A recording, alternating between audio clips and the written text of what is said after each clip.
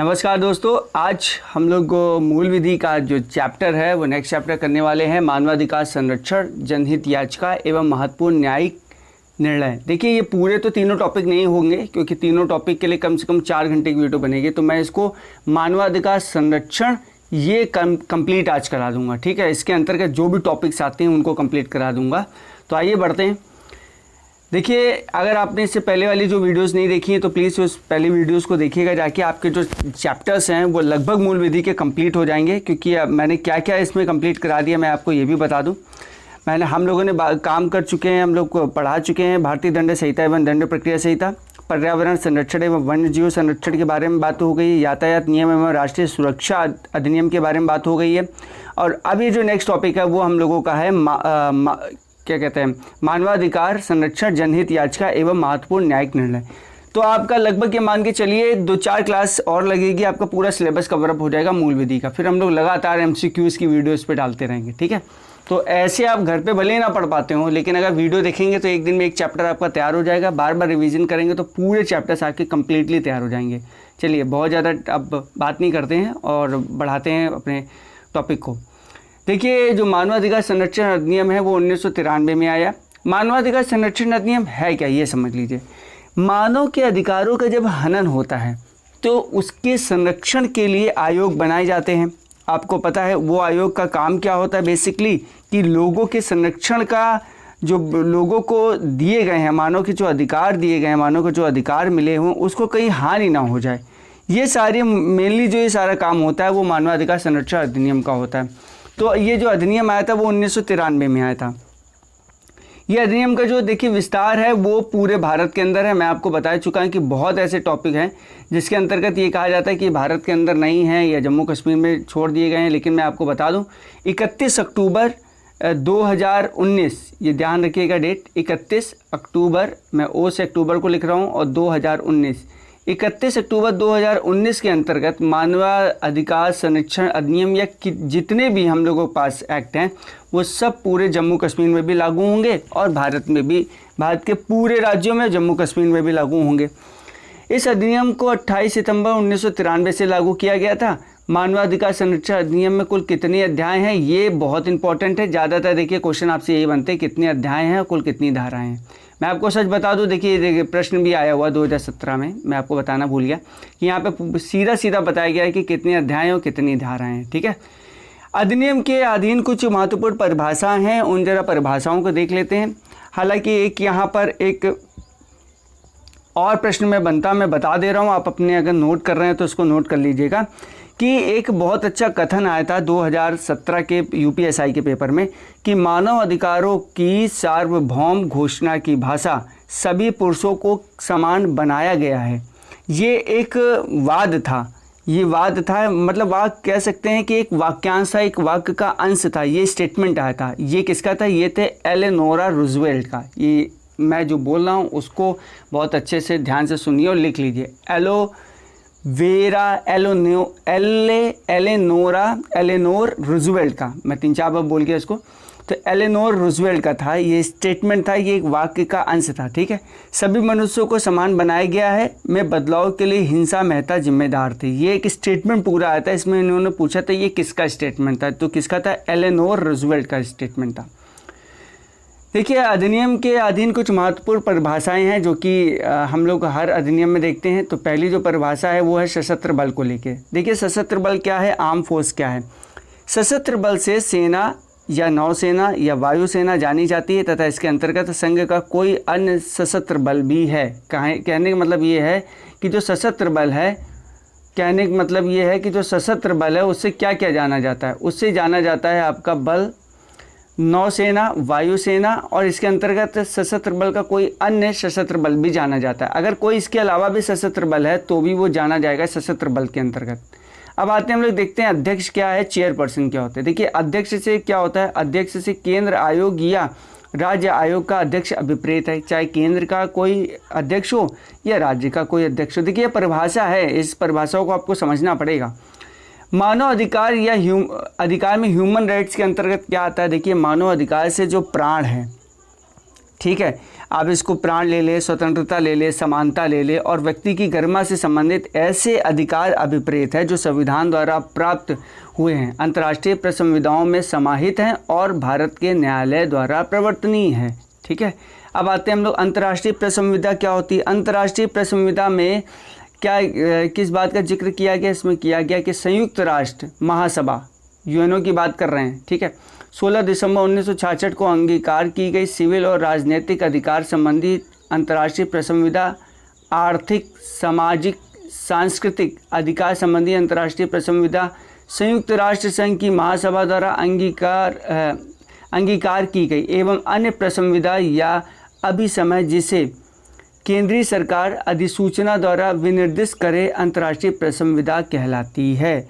यहाँ पर एक और भी मैं अपनी तरफ से ऐड ऑन करना चाहूँगा, मुख्य आयुक्त के बारे में भी देखिए एक बार पूछा गया था, ध्यान रखिएगा। मुख्य आयुक्त मतलब जिसको हम लोग बोलते हैं चीफ कमिश्नर। देखिए मुख्य आयुक्त के जो दिव्यांजन अधिकार हैं वो 2016 की धारा 74 में इसको दिए गए हैं, इसको थोड़ा सा याद रखिएगा, हो सकता है इसमें आगे आ जाए। राष्ट्रीय अनुसूचित जाति आयोग के बारे में है। राष्ट्रीय अनुसूचित जाति आयोग जो है दोस्तों वो इसमें कहा गया है कि राष्ट्रीय अनुसूचित जाति आयोग में संविधान में निर्दिष्ट राष्ट्रीय अनुसूचित जाति आयोग का विपरीत है। राष्ट्रीय अनुसूचित जनजाति आयोग मतलब ये है एससी कम्युनिटी के बारे में और ये है आपके एसटी कम्युनिटी के बारे में। ठीक है, संविधान में निर्दिष्ट राष्ट्रीय अनुसूचित जनजाति आयोग अभिप्रेत है।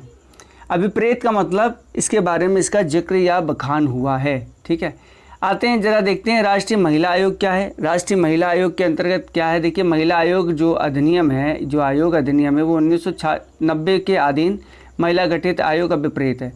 लोक सेवक क्या है, लोक सेवक देखिए बहुत इंपॉर्टेंट है। लोक सेवक का अर्थ वही है जो भारतीय दंड संहिता की धारा 21 में, और मैंने 21 के अंतर्गत क्या बताया था, लोक सेवक के काम में बाधा डालने के लिए आपको 3 महीने की जेल हो सकती है। बात ध्यान रखने वाली बात है। अब आते हैं नेक्स्ट पॉइंट पे। देखिए आपको ऐसे ही यहाँ पर रटना है, आपको बहुत पीएचडी नहीं करनी। मैं बार बार कहता हूँ मूल विधि में पीएचडी नहीं करनी है, आप रट के जाएंगे, आपके जितने क्वेश्चन हैं सब सही हो जाएंगे। अभी हम लोग बहुत एमसीक्यूज़ करेंगे, हम लोग करेंगे लगभग नहीं तो 1000 एमसीक्यूज़, जितने इधर उधर ऐसे वैसे मोटे पतले छोटे जितने भी एमसीक्यूज़ सब करेंगे, बिल्कुल निश्चिंत रहिए। देख रहे होंगे लगातार वीडियोस लगातार आ रही है यहाँ पर। राष्ट्रीय मानव अधिकार आयोग के बारे में देखेंगे कि इसका जो गठन है वो धारा 3 में है। आपसे पूछा जाएगा धारा 3 में क्या है, या राष्ट्रीय मानव अधिकार आयोग का गठन धारा किस धारा में, धारा 3 में। केंद्रीय सरकार राष्ट्रीय मानव आयोग अधिकार आयोग का गठन करेगी, इसके बारे में है। आयोग निम्नलिखित से मिलकर बनेगा, कैसे मिलकर बनेगा, सबसे पहले एक अध्यक्ष होगा, ठीक है, जो उच्च न्यायालय या जो उच्चतम न्यायालय का मुख्य न्यायाधीश रहेगा। बी है एक सदस्य जो उच्चतम न्यायालय का न्यायाधीश है या रहा। तीसरे में एक सदस्य जो किसी उच्च न्यायालय का मुख्य न्यायाधीश है या रहा। चौथे में देखेंगे दो सदस्य ऐसे जिन्हें मानव अधिकारों से संबंधित विषयों का ज्ञान या व्यवहारिक अनुभव होगा। ठीक है, अब देखते हैं राष्ट्रीय अल्पसंख्यक आयोग। राष्ट्रीय अल्पसंख्यक आयोग, राष्ट्रीय अनुसूचित जाति आयोग, राष्ट्रीय अनुसूचित जनजाति आयोग, ठीक है, और राष्ट्रीय महिला आयोग के अध्यक्ष कुछ परिस्थितियों में विनिर्दिष्ट कृत्यों के निर्वहन के लिए आयोग के पदेन सदस्य समझे जाएंगे।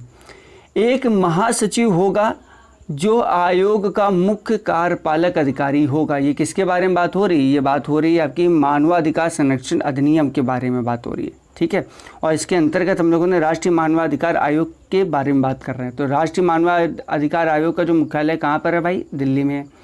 राष्ट्रपति अपने हस्ताक्षर और मुद्रा सहित अधिपत्र वारंट द्वारा अध्यक्ष और सदस्यों की नियुक्ति करेगा। ये वारंट वो वाला नहीं है जो आप समझ रहे हैं पकड़ने वाला, ये वारंट है राष्ट्रपति वाला। ठीक है, उपयुक्त की नियुक्ति ऐसी समिति की सिफारिश प्राप्त होने के पश्चात की जाएगी जो निम्नलिखित से मिलकर बनेगी। कौन कौन से बन सकती है, किन किन चीज़ों से निम्नलिखित में से बन सकती है। सबसे पहले प्रधानमंत्री होंगे जो कि इसके अध्यक्ष होंगे। ठीक है, इस बात को समझना है। फिर आपको क्या होगा, लोकसभा के अध्यक्ष होंगे जो कि इसके सदस्य होंगे। भारत सरकार के गृह मंत्रालय का भार साधक मंत्री होगा जो कि इसका सदस्य होगा। अगर इसके बारे में लोकसभा में विपक्ष का नेता होगा जो कि इसका सदस्य होगा। राज्यसभा में विपक्ष के नेता होंगे, ये भी इसके सदस्य होंगे। ठीक है, और राज्यसभा में उपसभापति होंगे, ये भी इसके सदस्य होंगे। बढ़ते हैं प्रश्न नंबर नेक्स्ट में या पॉइंट नंबर कह सकते हैं, अध्यक्ष या सदस्य अपने हस्ताक्षर से राष्ट्रपति को संबोधित लिखित सूचना द्वारा अपने पद से त्यागपत्र दे सकेगा। अध्यक्ष या किसी अन्य सदस्य को केवल साबित कदाचार या असमर्थता के आधार पर उच्चतम न्यायालय की रिपोर्ट पर राष्ट्रपति द्वारा हटाया जा सकेगा। कुछ अन्य कारणों से भी राष्ट्रपति द्वारा हटाया जा सकेगा। जैसे अगर राष्ट्रपति हटा सकेगा कैसे, अगर मान लीजिए दिवालिया हो जाए, अपने पद का बहुत दुरुपयोग करे, ठीक है, मानसिक या शारीरिक रूप से शिथिल हो जाए, कोई बीमारी घातक लग जाए या पागल हो जाए, विकृतिचित हो सकता है ना इंसान, डिप्रेशन में जा सकता है, सेंस ऑफ ह्यूमर खो सकता है। ये सारी चीज़ें तो एक आम इंसान के लक्षण हो सकते हैं, क्योंकि इंसान है, इंसान में कुछ भी बदलाव हो सकता है, ठीक है। अब हम लोग आते हैं अध्यक्ष और पदावधि के बारे में, जो कि धारा 6 के अंतर्गत समाहित है। देखिए जो अध्यक्ष है, अध्यक्ष के रूप में नियुक्त व्यक्ति पद ग्रहण की तारीख से 5 वर्ष या 70 वर्ष दोनों से जो पहले हो पद धारण करेगा। सदस्य के रूप में नियुक्त व्यक्ति पद ग्रहण की तारीख से 5 वर्ष या 5 वर्ष के लिए पुनर्नियुक्ति का भी पात्र होगा, परंतु कोई सदस्य अधिकतर 70 वर्ष से अधिक तक ही पद को धारण कर सकेगा। ये इसका टाइम टेबल है। टाइम का मतलब आप ये समझ लीजिए, जैसे कि आप देख पा रहे होंगे कि राष्ट्रपति और प्रधानमंत्री के बारे में लिखा है ना कि कब से कितने वर्ष का हो जाना चाहिए प्रधानमंत्री को या राष्ट्रपति के बारे में, ठीक वैसे ही है। अध्यक्ष या उसके अन्य सदस्य के बारे में पद पर न रह जाने पर भारत सरकार या राज्य सरकार के अधीन अनियोजित एक पात्र न होगा। अध्यक्ष और सदस्य को केंद्र सरकार द्वारा नियत वेतन और भत्ता भी मिलेगा। जो अभी हम लोगों ने अध्यक्ष और बनाए थे ना, वो कौन कौन से अध्यक्ष बनाए थे, जैसे हम लोगों ने कहा था प्रधानमंत्री इसके अध्यक्ष होंगे, सदस्य में लोकसभा का अध्यक्ष होगा, और भारत सरकार के गृह मंत्रालय के जो मंत्री होते वो इसके होंगे, लोकसभा में विपक्ष का नेता, राज्यसभा में विपक्ष का नेता, राज्यसभा का उपसभापति, ये सब इसके सदस्य होंगे। तो इसी सदस्य के बारे में बताया गया कि केंद्र सरकार इसके सदस्यों को भत्ता और वेतन देंगे। अब आते हैं राष्ट्रीय आयोग के काम और उसकी शक्तियाँ। देखिए कृत्य का मतलब होता है काम, अब काम और उसकी शक्तियाँ क्या होती हैं ज़रा देखते हैं। देखिए आयोग के निम्नलिखित काम है, और वो कौन कौन से काम है देखते हैं। धारा 12 में इसका जिक्र है। स्वप्रेरण से या किसी पीड़ित व्यक्ति द्वारा या उच्च न्यायालय या उच्चतम न्यायालय के आदेश द्वारा उसके सामने प्रस्तुत की गई अर्जी पर मानव अधिकारों का किसी लोक सेवक द्वारा अधिकरण, अतिक्रमण या दुष्प्रेरण या उपेक्षा की शिकायत के बारे में जांच करेगा। भी है कि किसी न्यायालय के समक्ष लंबित किसी कार्यवाही में जिसके मानवाधिकार के अतिक्रमण का कथन है और उस न्यायालय की अनुमति से हस्तक्षेप करना। किसी जेल या अन्य स्थान जहां के निवासियों को जीवन की परिस्थितियों का अध्ययन करने के लिए निरीक्षण करना और उन पर सरकार की सिफारिशें करना, ठीक है। और जो आपका चौथा पॉइंट है वो है मानव अधिकारों के क्षेत्र में अनुसंधान करना और उसका संवर्धन करना। ये जो सारे पॉइंट्स हैं इनके बारे में डिस्कस यहाँ पे किया गया। और भी पॉइंट्स हैं, और भी देखिए कौन कौन से पॉइंट्स यहाँ पे बन सकते हैं। और ये पॉइंट्स बनेगा आपका कि समाज के विभिन्न वर्गों के बीच मानव अधिकारों संबंधित जानकारी का प्रसार करना, ये बात ध्यान रखिएगा, प्रसार करना। इसके बाद आते हैं हम लोग नेक्स्ट पॉइंट पे, मानव अधिकारों के संरक्षण के लिए उपलब्ध रक्षा के उपायों के प्रति जागरूकता का संवर्धन करना, मानव अधिकारों के क्षेत्र में कार्यरत गैर सरकारी संगठन और संस्थाओं के प्रयासों को उत्साहित करना, ठीक है ना। इसके बाद हम लोग आते हैं आयोगों की किसी बात का विचारण करते समय सिविल न्यायालय की सभी शक्तियां होंगी, जैसे साक्षियों को समन देना, हाजिर कराना और शपथ पर उनकी परीक्षा करना, या किसी दस्तावेज को प्रकट करना और पेश करने की उपेक्षा करना, ठीक है। शपथ पत्र पर साक्ष्य ग्रहण करना, इस बात को ध्यान रखिएगा। अब देखिएगा कि यहाँ पर आता है कि साक्ष्यों या दस्तावेजों की परीक्षा के लिए कमीशन निकालना या इसका आदि। ऐसे भवन या स्थान में जहाँ जांच की विषय वस्तु से संबंधित कोई दस्तावेज पाया जा सकता है प्रवेश कर सकेगा और उसे प्राप्त भी कर सकेगा।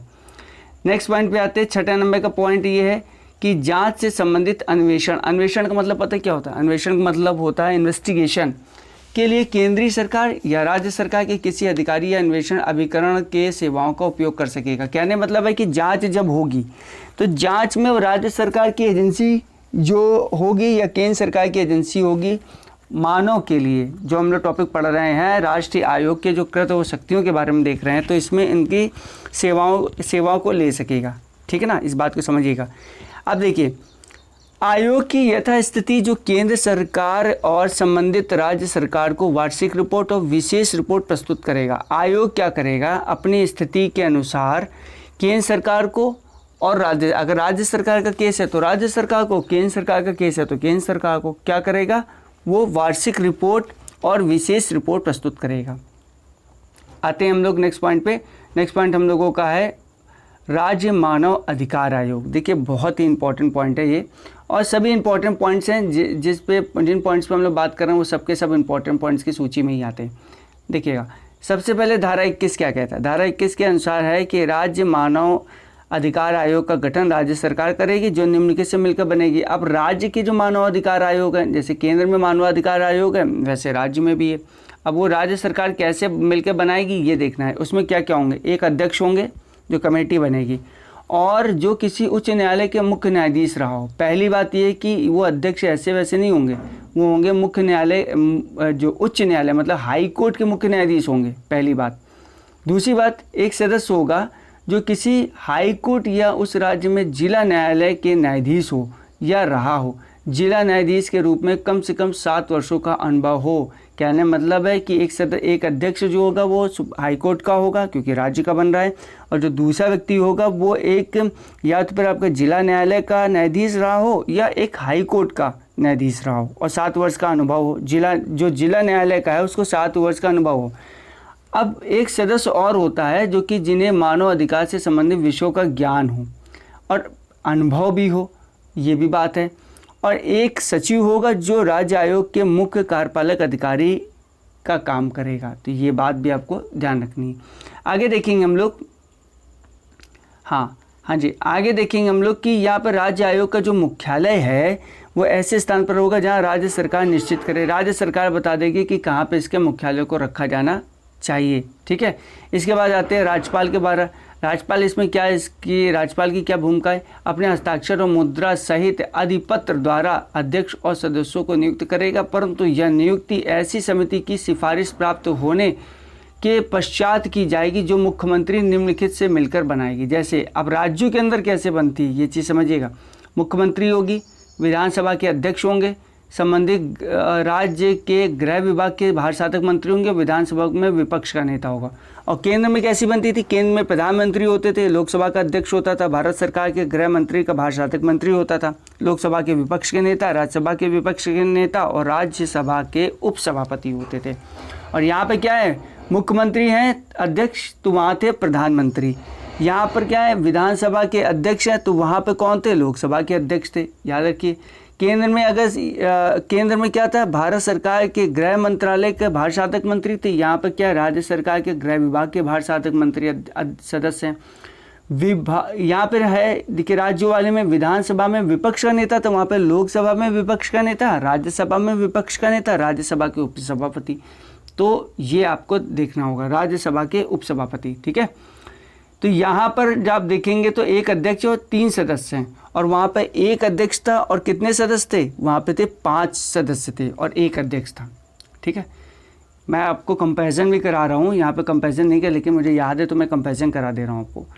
अच्छा, आते हैं हम लोग नेक्स्ट पे, जिन राज्यों में विधान परिषद है वहाँ पे परिषद का सभापति और परिषद में विपक्ष का नेता भी समिति के सदस्य होंगे। मैंने आपसे क्या कहा, जहाँ पे विधान परिषद है, जैसे उत्तर प्रदेश है तो उत्तर प्रदेश में कौन कौन होगा। देखिए, उत्तर प्रदेश के अंतर्गत कौन कौन होगा, मुख्यमंत्री होगा इसका अध्यक्ष, विधानसभा का अध्यक्ष होगा, संबंधित राज्य के गृह विभाग के भारसाधक मंत्री या सदस्य होंगे, और विधानसभा में विपक्ष का नेता इसका सदस्य होगा। लेकिन जहाँ विधान परिषद भी है, क्योंकि उत्तर प्रदेश में विधान परिषद भी है, तो यहाँ पे परिषद का जो सभापति और परिषद में विपक्ष का जो नेता होगा वो इसके भी सदस्य होंगे। परिषद का सभापति और परिषद में विपक्ष का नेता भी इसके सदस्य होंगे। राज्य आयोग अध्यक्ष कोई व्यक्ति अपने हस्ताक्षर से लिखित में राज्यपाल को संबोधित कर त्यागपत्र दे सकता है। राज्य आयोग का अगर कोई भी व्यक्ति है तो वो अध्यक्ष और या कोई सदस्य अगर वो चाहता है कि हम नहीं रहें तो वो क्या करेगा, राज्यपाल को एक लिखित में त्यागपत्र दे देगा। आयोग के अध्यक्ष या किसी सदस्य को केवल साबित कदाचार या असमर्थता के आधार पर ही उच्चतम न्यायालय की रिपोर्ट पर राष्ट्रपति द्वारा उसके पद से हटाया जा सकता है। किसमें? आयोग के अध्यक्ष। ठीक है, वो बात कर रहे हैं, वो हम लोग बात कर रहे हैं किसकी? केंद्र के अंदर। कुछ और भी ऐसी परिस्थितियां जिसमें हटाया जा सकता है, जैसे हम लोगों ने उसके अंतर्गत कुछ परिस्थितियां देखी थी। जैसे देखा था कि अध्यक्ष या सदस्य को हटाया जा सकता है जैसे वो दिवालिया हो जाए। मतलब दिवालिया का मतलब होता है पूरी तरीके से बर्बाद हो जाना, कोई कंपनी हो उसका सारा पैसा वैसा सब डूब जाए। अपनी पदावधि के दौरान किसी संवेदनीय नियोजन में लगे रहना, मानसिक या शारीरिक रूप से शिथिलता के कारण और विकृत चित्तता, इन सब के बारे में। अब आते हैं अध्यक्ष अपने पद ग्रहण की तारीख से 5 वर्षों की अवधि तक या 70 वर्ष। देखिए 5 वर्ष और 70 वर्ष इसका कॉम्बिनेशन है। बहुत जगह आपने 5 और 65 देखा होगा, फटाक से कमेंट करिएगा कहाँ पर होता है। 6 और 65 कहाँ होता है ये भी कमेंट करिएगा, ठीक है। और ये सारी चीज़ों को कमेंट करके बताइएगा कि ये किसकी किसकी आयु एज के बारे में बात हो रही। तो यहाँ पे 5 और 70 वर्ष जो भी पहले हो पद तक धारण करेगा। सदस्य अपने पद ग्रहण की तारीख से 5 वर्ष तक तथा 5 वर्ष की अवधि के लिए पुनर्नियुक्ति का पात्र होगा, परंतु 70 वर्ष की आयु के बाद पद धारण नहीं करेगा। अध्यक्ष या सदस्य अपने पद पर न रह जाने के बाद राज्य सरकार या भारत सरकार के अधीन किसी नियोजन का पात्र नहीं होंगे। अध्यक्ष और सदस्य को राज्य सरकार द्वारा नियत वेतन और भत्ते भी मिलेंगे। राज्य सरकार देगी, अध्यक्ष में कौन? मुख्यमंत्री को क्या वेतन की ज़रूरत है? हालांकि मुख्यमंत्री खुद भी वेतन लेगा। विधानसभा के अध्यक्ष को दिलाएगा, जो गृह विभाग के भारसाधक मंत्री उनको दिलाएगा, विधानसभा में विपक्ष का नेता उनको दिलाएगा। अगर विधान परिषद है तो वहाँ पे विधान परिषद के अध्यक्ष को भी मिलेगा और साथ में ही विधान परिषद के जो और लोग हैं उनको भी दिलाएगा, विधान परिषद में विपक्ष के नेता को भी दिलाएगा, ठीक है। अब आते हैं हम लोग टॉपिक बदलते हैं। टॉपिक हम लोगों का है अब राज्य आयोग राज्य सरकार को वार्षिक रिपोर्ट प्रस्तुत करेगा। अब हम लोग बात करते हैं मानव अधिकार न्यायालय के बारे में। देखिए मानव अधिकार न्यायालय एक बहुत ही इम्पोर्टेंट टॉपिक है, ठीक है। आइए देखते हैं। देखिए इसमें देखते हैं कि मानव अधिकारों के अतिक्रमण से उद्भूत होने वाले अपराध या शीघ्र विचारण करने के लिए राज्य सरकार उच्चतम न्यायालय आगे देखते हैं हम लोग थोड़ा सा। राज्य सरकार उच्चतम न्यायालय के मुख्य न्यायमूर्ति की सहमति से प्रत्येक जिले में मानव अधिकार न्यायालय का गठन करेगी। इस बात का जो जिक्र है धारा 30 के अंतर्गत है। किसी सेशन न्यायालय को मानवाधिकार न्यायालय बनाया जा सकता है, ये भी बिल्कुल बात सही है। आगे देखते हैं, राज्य सरकार प्रत्येक मानवाधिकार न्यायालय में एक लोक अभियोजन या पब्लिक प्रोसिक्यूटर नियुक्त करेगा, ये भी बिल्कुल बात सही है। ऐसे अधिवक्ता जो 7 वर्ष तक की विधि व्यवसाय किए हैं लोक अभियोजन नियुक्त हो सकेंगे, ठीक है। आगे देखते हैं हम लोग विविध में थोड़ा मिसलेनियस के कुछ पॉइंट्स हैं, इनको जरा क्लियर कर लेते हैं। जैसे केंद्र सरकार है, संसद में सामयिक विनियोग के पश्चात राष्ट्रीय मानवाधिकार के लिए अनुदान प्रदान कर सकती है। राज्य सरकार विधानमंडल में सामयिक विनियोग के पश्चात राज्य मानवाधिकार आयोग का अनुमोदन प्रदान कर सकती है। राष्ट्रीय आयोग या राज्य आयोग उस तारीख से जिसको मानव अधिकारों का अतिक्रमण घटित हुआ 1 वर्ष के समाप्ति पर किसी विषय की जांच नहीं करेगा। धारा 40 ये कहता है, धारा 40 के अंतर्गत केंद्रीय सरकार राष्ट्रीय मानवाधिकार के लिए नियम बना सकती है, जैसे अध्यक्ष सदस्यों के वेतन भत्ते प्रशासनिक वैज्ञानिक प्रबंध आदि के द्वारा। धारा 40 क्या बोलती है? धारा 40 के अंतर्गत बना नियम कुछ परिस्थितियों में भूत लक्षित हो सकता है। धारा 41 क्या होती है? धारा 41 के अंतर्गत है कि राज्य सरकार राज्य मानवाधिकार आयोग के लिए नियम बनाई जा सकता है, ठीक है। तो अब आते हैं हम लोग जनहित याचिका के ऊपर। देखिए जनहित याचिका जो टॉपिक है इसको हम लोग नेक्स्ट वीडियो में करेंगे, क्योंकि ये बहुत बड़ा टॉपिक है, क्योंकि इसके अंतर्गत मैंने आपको बताया कि कई सारे जो इसके अंतर्गत पॉइंट्स हैं उनको हमको कवर करना है। मानवाधिकार संरक्षण है, जनहित याचिका है और उसके न्यायिक कुछ वर्डिक है, तो उसको हम लोग नेक्स्ट वीडियो में करेंगे ताकि वीडियो ज़्यादा लंबा ना हो और आप चीज़ों को ईजिली से समझ लें। इससे पहले अगर आपने टेलीग्राम चैनल ज्वाइन नहीं किया तो प्लीज़ टेलीग्राम चैनल को ज्वाइन करिएगा। और आज के लिए इतना ही, नेक्स्ट वीडियो में मिलते हैं। Thanks a lot, keep watching, God bless you all.